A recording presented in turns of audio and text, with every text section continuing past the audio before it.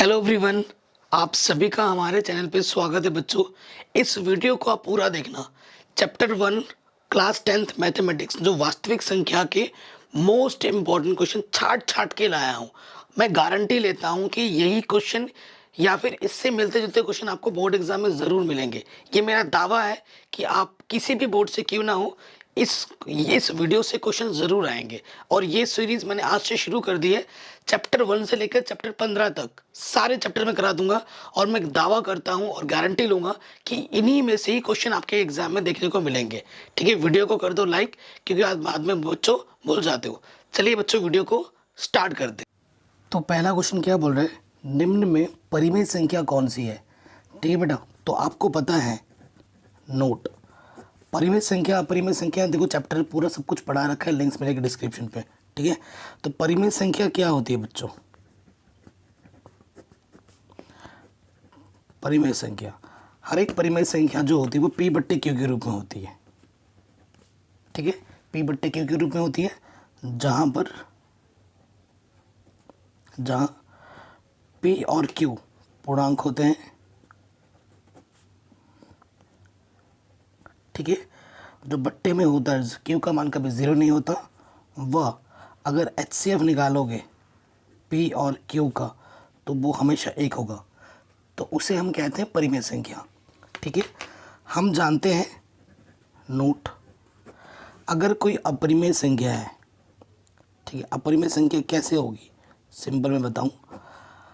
अपरिमेय संख्या क्या होती है, अगर अंडर के अंदर कभी भी आ जाते हैं अभाज्य संख्या। ठीक है, अंडर के अंदर कभी भी आ जाती है अभाज्य संख्या, तो वो क्या होती है, वो अपरिमेय संख्या हो जाती है। ठीक है, √4 को तुम बाहर निकालोगे, √4 को मैं लिख सकता हूँ, देखो बेटा √4 है ना, ये बाहर आके 2 हो जाएगा, इसको मैं लिख सकता हूँ 2/1, पी बट्टे क्यू के रूप में आ गया। पाई, ठीक है, निम्न परिमेय संख्या पूछ रहा है। ठीक है, तो पाई क्या होती है बेटा, अपरिमेय। ठीक है, और 2 + √5 ये भी है अपरिमेय। √3 है, देखो परिमेय में अपरिमेय, 2 एक परिमेय संख्या है, 2 में √5 जोड़ोगे अपरिमेय हो जाएगा। √5 अपरिमेय क्यों है, क्योंकि ये अभाज्य संख्या है। देखो 3 अभाज्य संख्या है, उसके ऊपर अंडर है, तो ये क्या हो गया बेटा, अपरिमेय संख्या हो गया। ऐसे ही √5 ये भी क्या हो गया, अभाज्य संख्या। अभाज्य संख्या के ऊपर अंडर है, तो ये क्या हो गया, अपरिमेय। तो परिमेय में अपरिमेय जोड़ेंगे तो अपरिमेय, ये अपरिमेय, ये अपरिमेय। पाई क्या होता है, पाई का मान 22/7 है, सिर्फ पाई बोला है, तो पाई भी क्या होता है, एक अपरिमेय संख्या। तो √4 क्या हो जाएगा, 2/1 लिख सकता हूँ मैं इसको। √4 बाहर आके 2 होगा, 2/1 पी बट्टे क्यू के रूप में, बट्टे में 0 भी नहीं है, और 2 और 1 क्या है, पूर्णांक भी है। ठीक है, और इनका अगर एचसीएफ निकालूंगा तो 1 आएगा। काफ़ी इंपॉर्टेंट क्वेश्चन है, हर साल पूछा जाता है। अगले क्वेश्चन में आ जाते हैं। ठीक है, हमसे क्या बोल रहे हैं, यदि 65 और 117 के एचसीएफ को इस रूप में व्यक्त किया जा सके तो एम का मान क्या होगा। इसका जो भी एचसीएफ आएगा वो इसके बराबर होगा। ठीक है, सो देखो बेटा, पहले हम एचसीएफ निकालते हैं चूंकि। ठीक है, 65 को मैं कैसे अभाज्य में गुणनखंड कर सकता हूँ, 5 × 5, 5 × 15, 13 × 13। ठीक है, और फिर याद रहे 117, ये किससे कटेगा, 3 से, 3 × 3 = 9। ठीक है, 2 × 3 = 27, फिर 3 से कटेगा, 3 × 3 = 3, 3 × 9, 13 × 13। ठीक है, अब आज गुणनखंड विधि लगा रहे हैं। 65 को मैं लिख सकता हूँ 5 × 13, और 117 को मैं लिख सकता हूँ 3 कितनी बार है, 2 बार, 13 है 1 बार। ठीक है, वो संख्या ढूंढनी है जो दोनों में है, 13 दोनों में है। ठीक है, तो एचसीएफ क्या हो जाएगा, एचसीएफ क्या होता है, जो संख्या दोनों में है उसकी न्यूनतम घात, 13 की घात है, 13 की घात है। तो एचसीएफ कितना आ गया बेटा, 13। ठीक है, ये भी आंसर नहीं आया, अभी हमें प्रश्नानुसार चलना पड़ेगा। प्रश्नानुसार क्या बोला है बच्चों, प्रश्नानुसार हमसे ये बोला गया है कि इसका जो एचसीएफ है ये इसके बराबर है। प्रश्नानुसार में ये बोला गया है ना कि जो एचसीएफ है 65 और 117 वो किसके बराबर है, 65m - के 117 के बराबर है। ठीक है, तो m का मान क्या होगा, इसका एचसीएफ कितना है, 13 आया था, यहाँ मैं 13 लिख दूंगा, और ये 65 है में माइनस के 117, इधर आके क्या हो जाएगा प्लस के 117, और ये 13 तो ऑलरेडी है इधर प्लस का, और इधर है 65 है, जोड़ो तो ये हो जाएगा 130, ये 65 गुणे में इधर के क्या हो जाएगा बट्टे में, काटोगे 65 दूनी 130 दो बार, तो m का मान कितना आ गया बच्चों 2। ठीक है, m का मान कितना है 2, तो आपका उत्तर कौन सा ही हो जाएगा, बी ऑप्शन करेक्ट हो जाएगा। कोई दिक्कत कोई परेशानी नहीं होगी। ठीक है, इसका जो PDF है बेटा वो आपको हमारे वेबसाइट जिन्होंने कोर्स परचेज कर रखा है वहाँ पर उनको मिल जाएगा। ठीक है, इसकी पूरी PDF सॉल्यूशन की। नेक्स्ट क्वेश्चन में आ जाते हैं। कह रहे वह सबसे बड़ी संख्या है जिससे 70 और 125 को विभाजित करने पर क्रमशः शेषफल 5 और 8 प्राप्त हो। पहले बहुविकल्प पे कर रहे हैं, छोटे बड़े सब क्वेश्चन आपको देखने को मिलेंगे। ठीक है, सो हमसे क्या बोला, जब भी क्वेश्चन में बोला जाए ना कि बड़ी से बड़ी संख्या, बड़ी से बड़ी का मतलब यहाँ नोट कर लेना। नोट पहले नोट क्या है बेटा, अगर सबसे कभी भी सेंस लगे बड़ी से बड़ी, ठीक है, यहाँ पर लिखा हुआ ना बड़ी बड़ी से बड़ी, ठीक है, और यहाँ पर आ जाता है छोटी से छोटी, छोटे से छोटा, छोटी से छोटी। तो क्या करना है, बड़ी से बड़ी का मतलब है HCF निकालना है। उच्चतम में HCF निकलता है, न्यूनतम में LCM निकलता है। ये नोट हमेशा याद रखिएगा। ठीक है, ये नोट हमेशा याद रखिएगा। अब प्रश्न में क्या बोल रहे हैं, वह सबसे बड़ी संख्या यानी कि HCF निकालना है जिससे 70 और 125 को विभाजित करने पर क्रमशः शेषफल 5 बोला है, कीवर्ड है ये। ठीक है, कीवर्ड यहाँ था, एक कीवर्ड यहाँ था, 5 और 8 प्राप्त हो।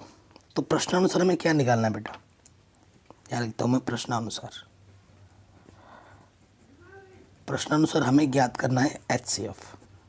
देखो यहाँ बड़ी से बड़ी संख्या और यहाँ शेषफल है, ठीक है ना, तो हमें ज्ञात करना है HCF किसका, 70 शेषफल 5 छोड़ रहा है तो शेषफल जितना बोल रहा है वो घटा देते हैं, और 125 छोड़ रहा है 8, 125 छोड़ रहा है 8 तो 8 को घटा दो। ठीक है, इन संख्याओं का हमें क्या निकालना है, HCF निकालना है, यानी कि हमें HCF निकालना है 65 और 117 का। अभी आपने निकाला है 65 और 117 का HCF निकाला है कि नहीं, एक बार दोबारा कर देते हैं, क्या दिक्कत है। ठीक है, चूँकि 65 को मैं लिख सकता हूँ, अभी लिखा था ना 5 गुणे 13, और 117 को मैं लिख सकता हूँ 3 की घात 2, 13 की घात 1। ठीक है, ये 13 दोनों में है, तो HCF क्या आ जाएगा बच्चों 13।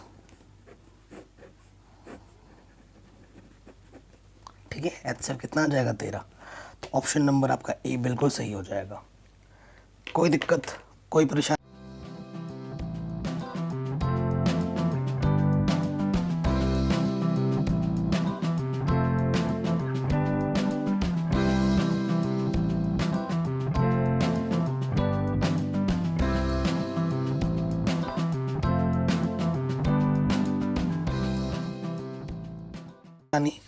नहीं होनी चाहिए। ठीक है, अगले क्वेश्चन में आ जाते हैं। कह रहे हैं 7429 को अभाज्य गुणनखंडों के गुणनफल के रूप में लिखिए। ये जो क्वेश्चन है बेटा ये आपके NCERT का ही प्रश्न है और लगभग हर साल पूछा जाता है।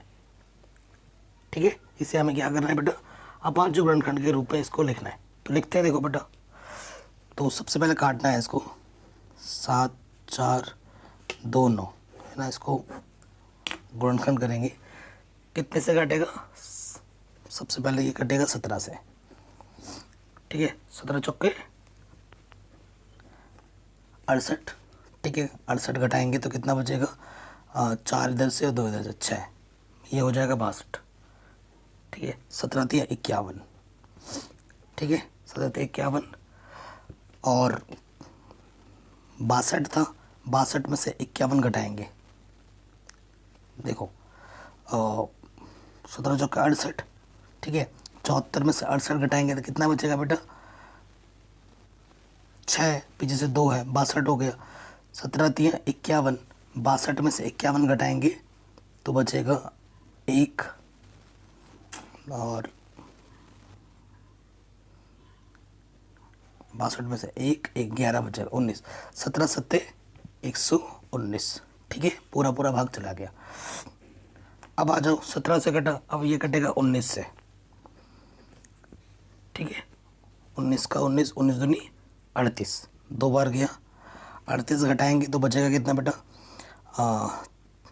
3 2 5, 57 हो गया। 19 3 57 और ये आ गया 23 1 कम 23। तो अभाज्य गुणनखंड क्या हो जाएगा, अभाज्य गुणनखंड वो बेटा क्या हो जाएगा 7429 है ना।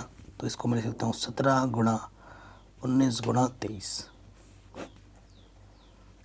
ये आपका आंसर आ जाएगा। ठीक है, कहीं पे भी कोई डाउट या दिक्कत हो बच्चों, वीडियो को एक बार दोबारा ज़रूर देखें प्लीज़। अगले प्रश्न में आ जाते हैं। कह रहे बिना लंबी विभाजन प्रक्रिया किए बताइए कि निम्नलिखित परिमित संख्याओं के दशमलव प्रसार शांत है या अशांत आवृत्ति है। ठीक है, सो नोट, मैं हर चीज़ आपको आप अगर पहली बार भी वीडियो देखेंगे तो भी आपको समझ में आएगा। देखो नोट, परिमित संख्या क्या होती है, पी बट्टे क्यू के रूप में होती है ना।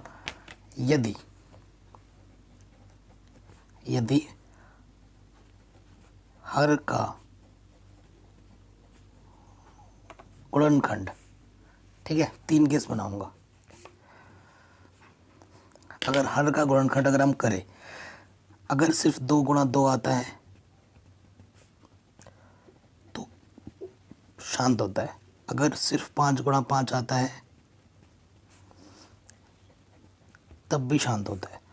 2 भी है, कितनी बार भी हो सकता है, 5 भी है, वो भी कितनी बार हो सकता है, तब भी क्या होता है बेटा, शांत होता है। इसके अलावा अगर कुछ भी आता है तो वो क्या होता है, अशांत होता है। ठीक है, अगर 2 और 5 के अलावा कोई अन्य संख्या आएगी तो क्या होती है, अशांत होती है। ये नोट आप पहले से ही जानते होंगे, है ना, ये चीज़ आप पहले से जानते होंगे। ये प्रश्नावली 1.4 पर आधारित प्रश्न है। ठीक है, पहले क्वेश्चन पे आ जाते हैं, पहले वाले पार्ट पर। हर एक पार्ट करेंगे। 17/8 है। ठीक है, तो यहाँ लिखेंगे हर का गुणनखंड करने पर,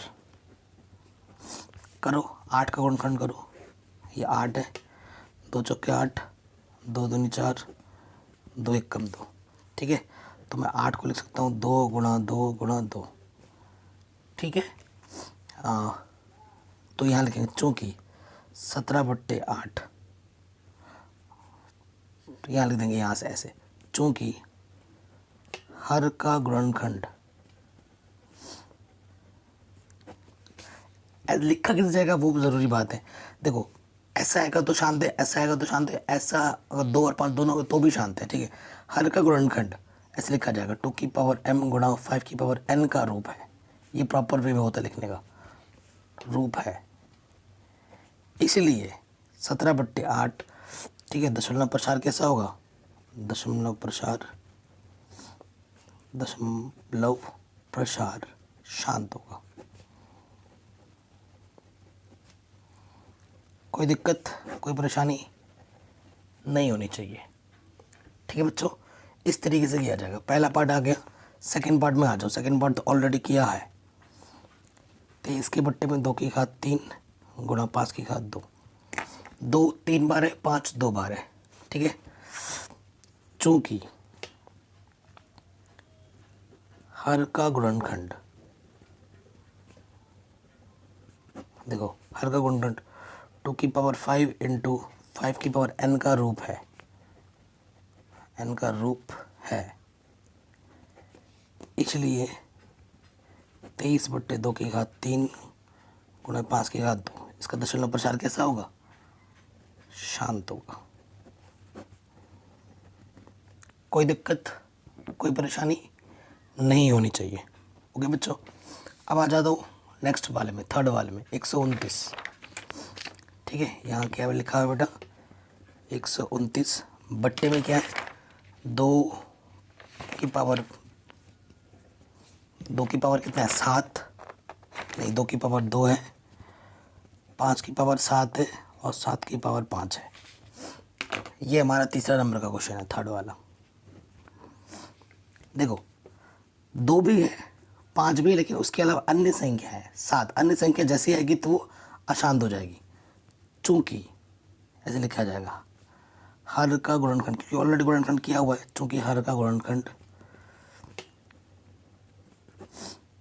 2 की पावर 5 गुणा 5 की पावर n का रूप नहीं है, ये लिख देना है, रूप नहीं है।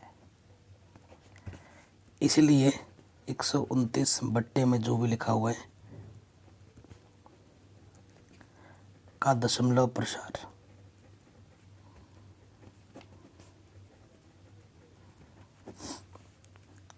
क्या हो जाएगा, अशांत आवृत्ति।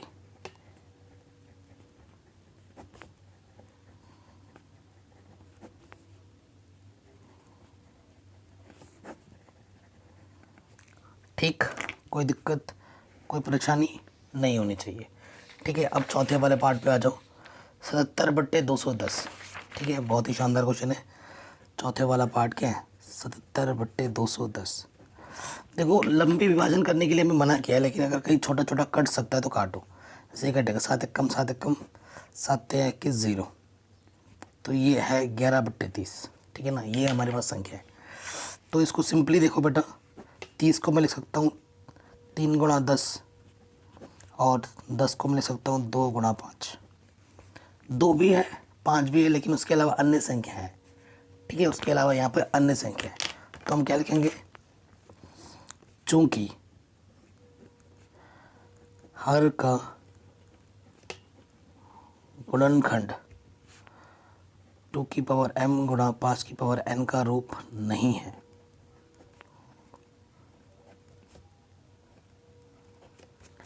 इसलिए यह का मतलब ये संख्या, इसलिए यह अशांत आवृत्ति होगा। क्वेश्चन में बोला है ना, या तो शांत होगा या फिर अशांत आवृत्ति होगा, तो ये आपका आ गया आंसर। कोई दिक्कत कोई परेशानी नहीं होनी चाहिए। ठीक है बेटा, ये क्वेश्चन मैंने छाट छाट के बनाया है आप लोगों के लिए। बहुत ही ज़्यादा इंपॉर्टेंट क्वेश्चन है ये सभी के सभी, और यही क्वेश्चन बार बार एग्जाम में पूछे जाते हैं बच्चों। इनकी तो प्रैक्टिस अच्छे से कर लीजिए। अगले क्वेश्चन में आ जाते हैं। कह रहे यूक्लिड विभाजन एल्गोरिथम का प्रयोग, हर साल आता है यूक्लिड विभाजन पर आधारित प्रश्न। संख्या 135 और 225 का HCF ज्ञात कीजिए और फिर इनका LCM भी ज्ञात करना है। ठीक है, तो सबसे पहले देखो जो विधि बोला है उसी विधि से ही हमें करना है। दूसरा विधि लगाओगे तो नंबर नहीं मिलेंगे। ठीक है, तो सबसे पहले क्या करना पड़ेगा बेटा, चूंकि 135 संख्या से बड़ी है 225। ठीक है, तो यहाँ लिखेंगे यूक्लिड विभाजन एल्गोरिथम से।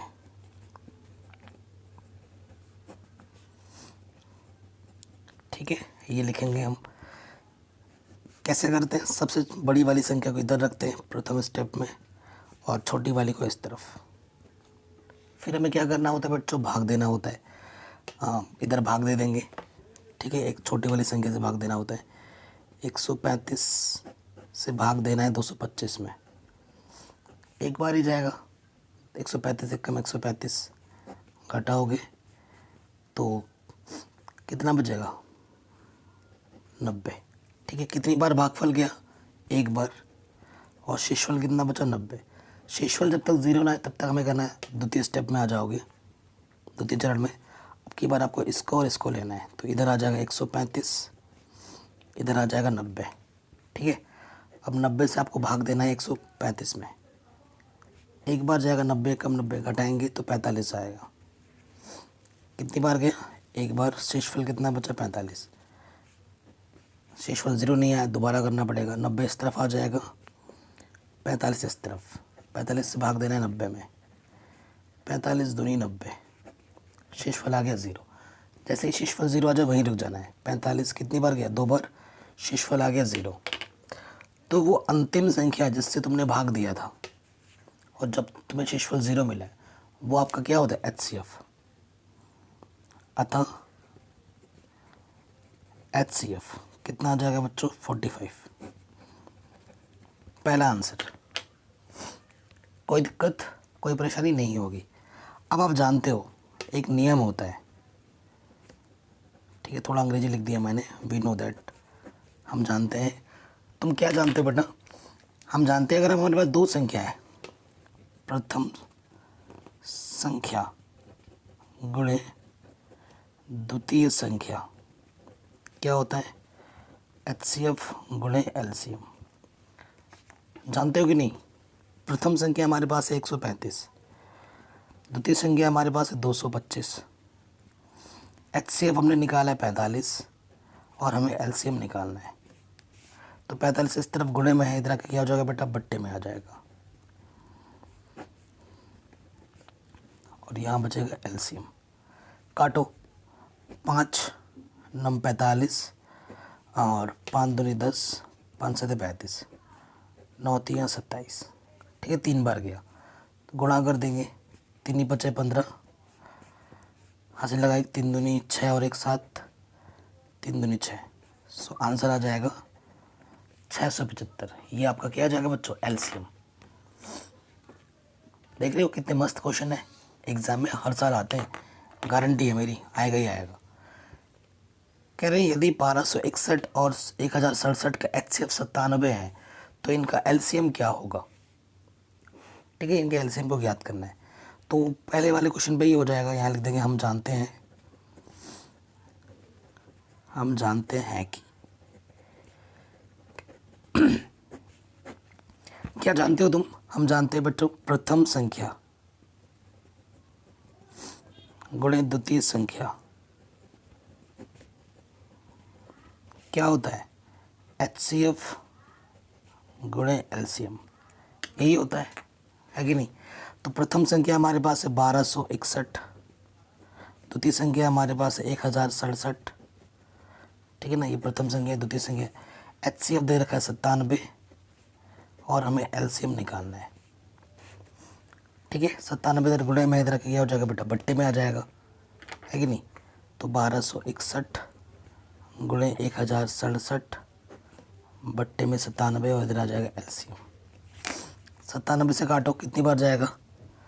देखो भाग देना है हमें, ठीक है ना।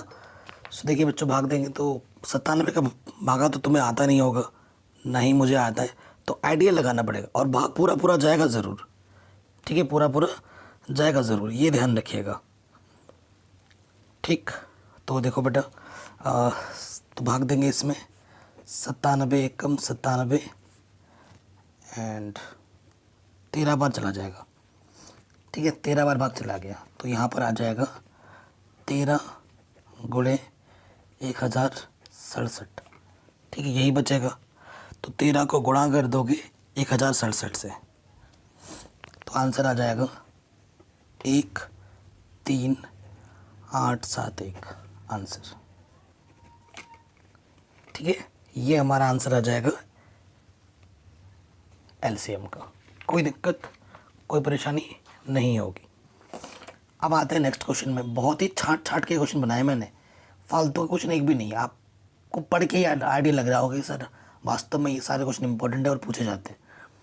अगला क्वेश्चन मैंने लिया, सिद्ध कीजिए कि √7 एक अपरिमेय संख्या है, ठीक है। तो उसका उल्टा मानना पड़ता है, माना √7 एक परिमेय संख्या है।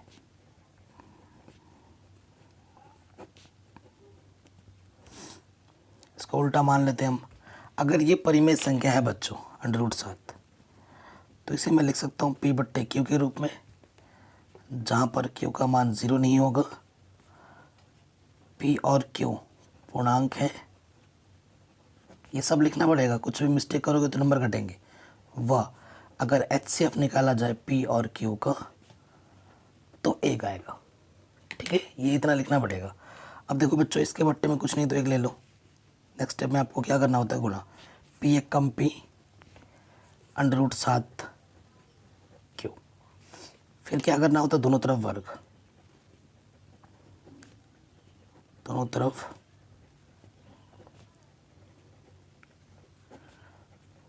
वर्ग करने पर, ठीक है। जैसे दोनों तरफ वर्क करोगे तो क्या हो जाएगा, यहाँ से देखो बेटा ये हो जाएगा पी स्क्वायर, अंडर रूट हट जाता है वर्क करने पे 7, और क्यू का हो जाएगा क्यू स्क्वायर। कोई दिक्कत कोई परेशानी नहीं। देखो इसका गुणज क्या है 7, तो यहाँ देखो यहाँ लिखना होगा, इसे समीकरण 1 मान लो। चूँकि पी स्क्वायर यहाँ कितना गुणज में 7 है, चूँकि पी स्क्वायर 7 से विभाज्य है, इसे हमें अपरिमेय सिद्ध करना है ना। तो अपरिमेय तभी आएगा जब इनमें से किसी प्रॉपर्टी को ये मना कर देगा, है ना। अगर पी स्क्वायर 7 से कटता है ना, तो पी भी 7 से कटता है, इसलिए पी भी 7 से विभाज्य है। ठीक है, कोई दिक्कत नहीं। नेक्स्ट स्टेप में हमें क्या करना होता है ना, पुनः माना, पी को मानना पड़ता है, ये स्टेप है प्रूफ करने का। यहाँ 7 है तो यहाँ 7 लिखेंगे और यहाँ लिख देंगे 8। ठीक है, फिर हम क्या करेंगे, दोनों तरफ वर्ग, दोनों तरफ वर्ग करने पर, ठीक है, जैसे ही वर्ग करोगे यहाँ हो जाएगा पी स्क्वायर और इधर आ जाएगा 7 का वर्ग 49 और आर का हो जाएगा आर स्क्वायर। पी स्क्वायर एक बार हो चुका है तो पी स्क्वायर दोबारा नहीं चाहिए, तो मान रख दूंगा पी स्क्वायर का मान। ठीक है, समीकरण 1 से पी स्क्वायर की जगह पे मान रखूँगा तो ये हो जाएगा 7 क्यू स्क्वायर, 7 से काटोगे 7 7 49। ठीक है, तो इधर बचा क्यू स्क्वायर, इधर आ जाएगा 7 आर स्क्वायर। कोई दिक्कत नहीं। गुणज में कितना है बेटा, 7 है, 7 है ना, तो वही लिखोगे। चूँकि क्यू स्क्वायर 7 से विभाज्य है, इसलिए क्यू भी 7 से विभाज्य होगा।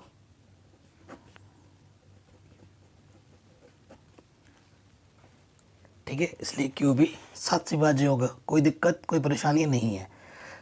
तो अब देखो, चूंकि पी व क्यू दोनों 7 से विभाज्य हैं, दोनों 7 से कट रहा है। ठीक है, इसका सीधा सीधा मतलब है कि जो HCF है पी और क्यू का वो 7 है ना। हमें चाहिए था 1 के बराबर नहीं है ये चीज़, है ना। हमें 7 मिला है, हमें चाहिए था 1, मिल रहा है 7। इस प्रॉपर्टी को इसने मना कर दिया। अब जब ये प्रॉपर्टी मना होगी तो जो हम बोल रहे हैं कि √7 की परिमित संख्या वो हो ही नहीं सकती, क्योंकि HCF तो मुझे 1 चाहिए था, यहाँ तो 7 आ रहा है।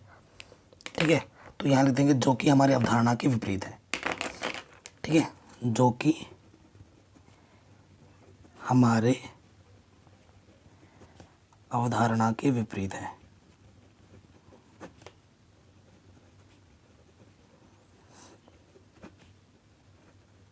एकदम सिंपल करके लिखवा रहा हूँ, इतना तो लिखना ही पड़ेगा। अतः √7 एक अपरिमेय संख्या है। यही चीज़ आपको क्या करनी थी बच्चों, सिद्ध करनी थी। यही आपको सिद्ध करना था। इति सिद्धम, हैंस प्रूव्ड।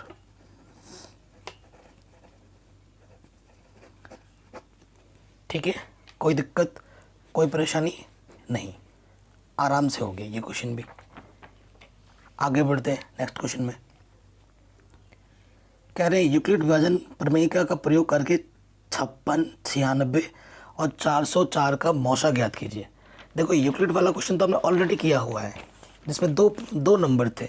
यहाँ पर 2 नहीं, यहाँ पर 3 नंबर है, 1 2 3।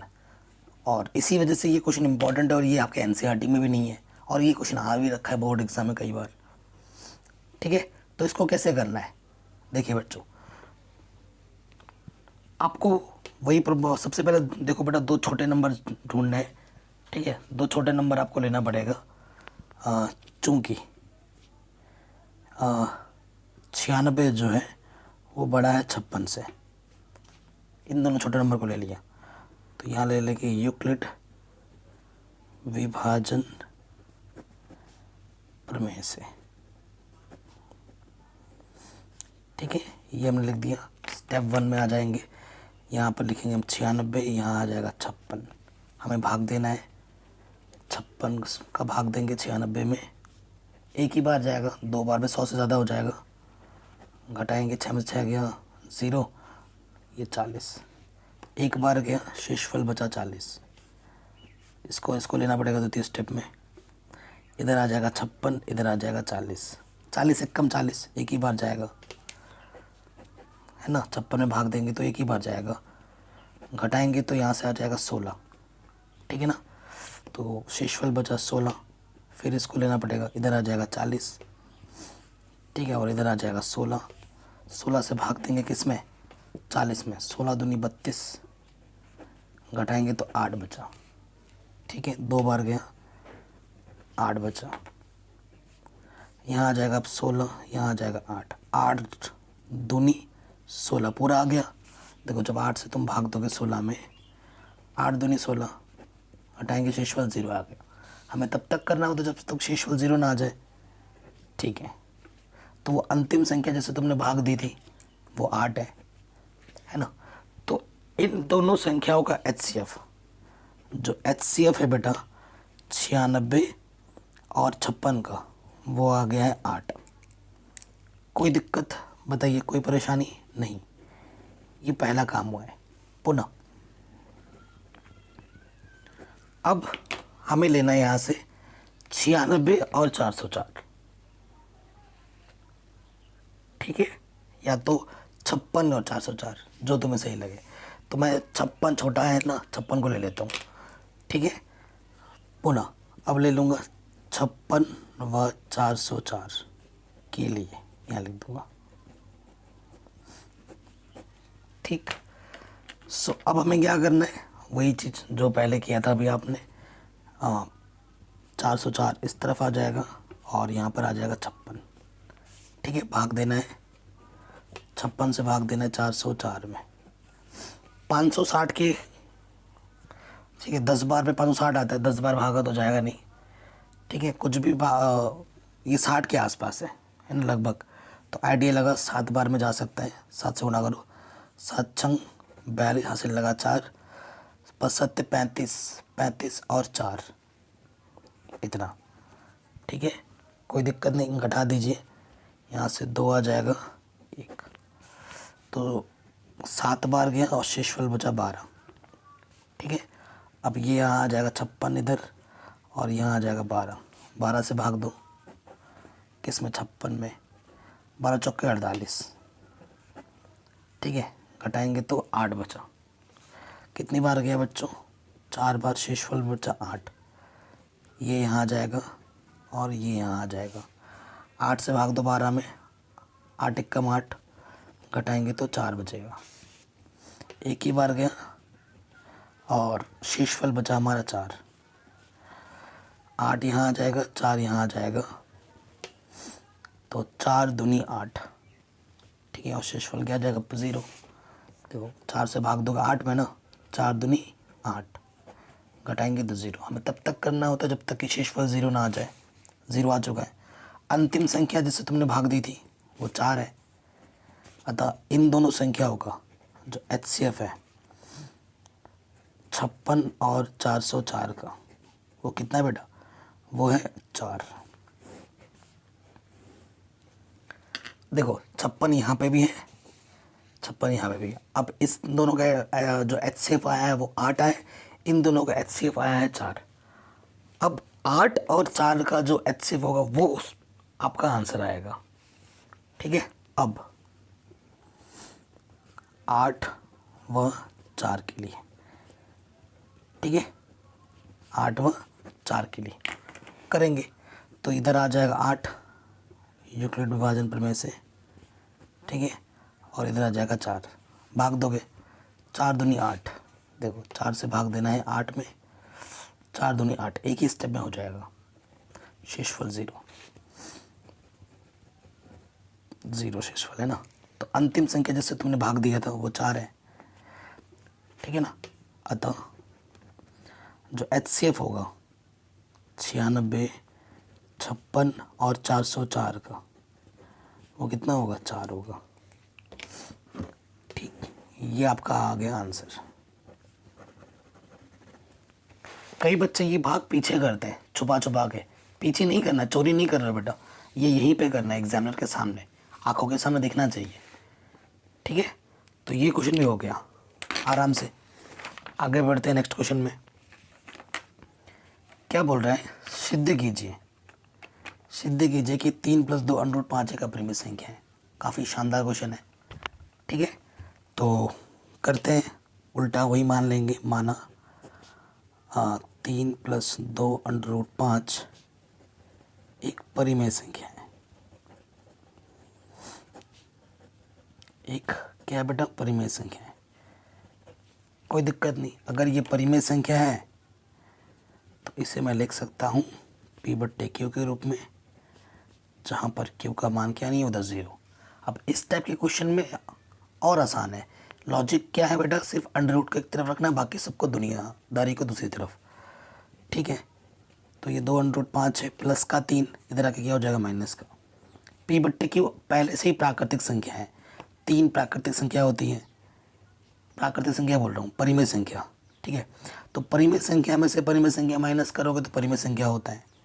ठीक है, ये 2 गुणे में है,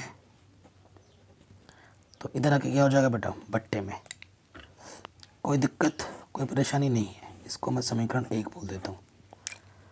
ठीक है, कोई दिक्कत, कोई परेशानी नहीं है। अब देखो बच्चों, परिमेय संख्या को परिमेय से भाग दो, परिमेय आता है, तो यहाँ लिखेंगे चूंकि P/Q -3/2 एक परिमेय संख्या है, एक परिमेय संख्या है, वह √5 अभाज्य संख्या के ऊपर अंडर रूट अपरिमेय होता है, वह √5 एक अपरिमेय संख्या है। क्या है बच्चों, एक अपरिमेय संख्या। ठीक है, तो बच्चा ये परिमेय है, ये अपरिमेय, क्या बराबर हो सकता है, कभी नहीं हो सकता, है ना। अतः समीकरण 1 से, समीकरण 1 से हमें क्या बोलना पड़ेगा कि ये जो √5 है ये कभी भी बराबर नहीं हो सकता, इसके ये चीज़ बराबर नहीं है, जो कि हमारे अवधारणा के विपरीत है, जो कि हमारे अवधारणा के विपरीत है कि भैया परिमेय और अपरिमेय बराबर दिखा रहा है। हो ही नहीं सकता, ऐसा कभी भी नहीं हो सकता, हमारे अवधारणा के विपरीत है।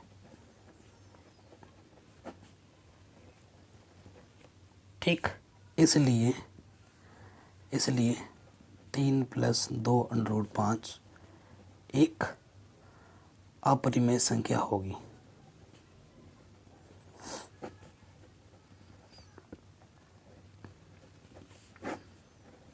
Answer hence proved. आराम से हो गया, कोई दिक्कत, कोई परेशानी नहीं है। अगर आपको बच्चों कहीं पे भी कोई डाउट या दिक्कत लगता है तो वीडियो को एक बार दोबारा देखें। ठीक है, अब आते हैं नेक्स्ट क्वेश्चन में। ये ऐसे क्वेश्चन मैंने लिए हैं ना जो बार बार एग्जाम में पूछे जाते हैं। एक भी फालतू क्वेश्चन मैंने नहीं लिया है, एक भी। और ये मेरी गारंटी है, अगर इस वीडियो को पूरा देखोगे ना तो आपके एग्जाम में इसी में से ही क्वेश्चन आएगा, बाहर कहीं आएगा ही नहीं, ये मेरी गारंटी है। ठीक है, मेरी गारंटी है, गारंटी से पढ़ा रहा हूँ मैं। अगला क्वेश्चन है, दिखाइए कि 4, बस संख्या बदल सकता है, 4 की जगह 5 हो जाए, 2 आ जाए, क्वेश्चन ऐसे ही रहेंगे, ये मेरे कहने का मतलब है। क्या दिखाइए कि 4 की पावर n, जहाँ n प्राकृतिक संख्या के रूप से संबंधित है। ये जो छोटा वाला n बिलोंग्स टू n लगा रखा है। कैपिटल n का मतलब होता है नेचुरल नंबर, जिसका मतलब होता है प्राकृतिक संख्या के रूप की कोई संख्या कभी भी अंक शून्य पर समाप्त नहीं होती है। मतलब क्या है ना कि ये जो 4 की पावर n है, ठीक है, ये जो संख्या है ना बेटा, वो चाहे n कुछ भी लगा दो, वो कभी भी 0 पे समाप्त नहीं होगी। ठीक है, चाहे आप 4 की पावर 1 करो, 4 की पावर 2 करो, या कुछ भी करो, वो कभी भी 0 पे समाप्त नहीं होगी। ठीक है, ये हमें सिद्ध करके दिखाना है। ठीक, तो देखो बेटा, नोट, ये नोट आपको एग्जाम में भी लिखना ही है। तो यहाँ लिखेंगे, यदि कोई संख्या शून्य शून्य पर समाप्त होना चाहती है तो उसका अभाज्य गुणनखंड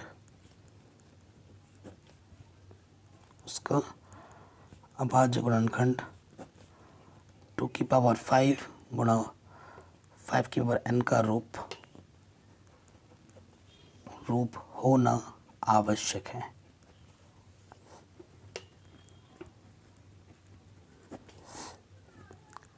ठीक है, ये चीज़ हमें लिखनी पड़ेगी।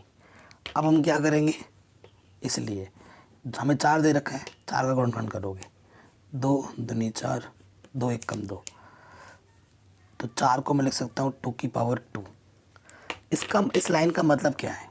इस लाइन का मतलब है कि गुणनखंड करने पर 2 भी आना चाहिए और 5 भी आना चाहिए, भले ही वो एक बार क्यों ना हो। देखो इसमें सिर्फ 2 आया, 5 नहीं है, 5 भी आना चाहिए। 2 कितनी बार भी हो, 5 कितनी बार हो, तो कम से कम एक बार 2 और एक बार 5 तो होना ही चाहिए, तभी जाके वो 0 पर समाप्त होगा, अन्यथा नहीं। तो हम लिखेंगे चूंकि 4 का गुणनखंड 2 की पावर 5 इंटू 5 की पावर n का रूप नहीं है। ठीक है, ये लिख दोगे, रूप नहीं है, इसलिए 4 की पावर n कभी भी 0 पर समाप्त नहीं होगा। For every n belongs to n के लिए, यही आपको सिद्ध करना था, हेंस प्रूव्ड। यही आपको सिद्ध करना था, आराम से हो गया, कोई दिक्कत कोई परेशानी नहीं होनी चाहिए। बहुत ही शानदार क्वेश्चन था। ठीक है, अब 2 MCQ मैं आपको और कराऊंगा जो मुझे लगता है कि बहुत इंपॉर्टेंट है, वो मैंने बाद में टाइप कर लिए थे, छूट रहा था ये क्वेश्चन मुझसे। ठीक है, पहला क्वेश्चन पे आ जाऊँ। निम्न में से कौन सा सहअभाज्य संख्याओं का एक युग्म है? सहअभाज्य क्या पता क्या होता है, मतलब कितनी भी संख्या है, सहअभाज्य क्या होता है? सहअभाज्य युग्म मतलब जोड़ा, तो युग्म की बात होती है ना। सहअभाज्य युग्म क्या होता है? यदि आपके पास 2 संख्या हैं, ठीक है, अगर मान लीजिए 2 संख्या a और b हैं, अगर उनका HCF 1 आता है ना, तो उसे हम सहअभाज्य युग्म कहते हैं, a और b को। ठीक है, अगर आपके पास 2 संख्या है और उनका आपने HCF निकाला और वो HCF आ रहा है 1, तो उस जोड़े को हम कहेंगे सहअभाज्य युग्म। ठीक है, उसे हम क्या कहेंगे? सहअभाज्य युग्म। सो देखो बेटा, ठीक है, अगर इस तुम लॉजिकली सोच के देखो, ये किससे करता है? 7 से 7 दूनी 14, 7 पंजे 35, 31 से कम 31, 31 3 93, तो इसका HCF 31 है। ठीक है, इस ये 2 से कट रहा है, तो ये 1 तो नहीं होगा, आंसर इसका बी है। देखो कैसे, देखो 18 को मैं अभाज्य गुणनखंड करूँगा, 2 नंबर 18, 3 3 9, एक बार 25 को मैं ले सकता हूँ, 5 बचे 25, 5 एक कम 5, चूँकि 18 को मैं ले सकता हूँ 2, 3 कितनी बार है? 2 बार, 25, 5 कितनी बार है? 2 बार। तो इसमें ऐसी कोई संख्या नहीं है जो दोनों में हो, है ना। जब कुछ भी नहीं होता दोनों में, तो उस टाइम पे HCF कितना लोग बोलते हैं? 1 बोलते हैं। तो 18 और 25 का HCF कितना है बच्चों? 1 है। इसलिए 18 और 25 आपके क्या हैं बच्चों? ये क्या है आपके? सहअभाज्य युग्म।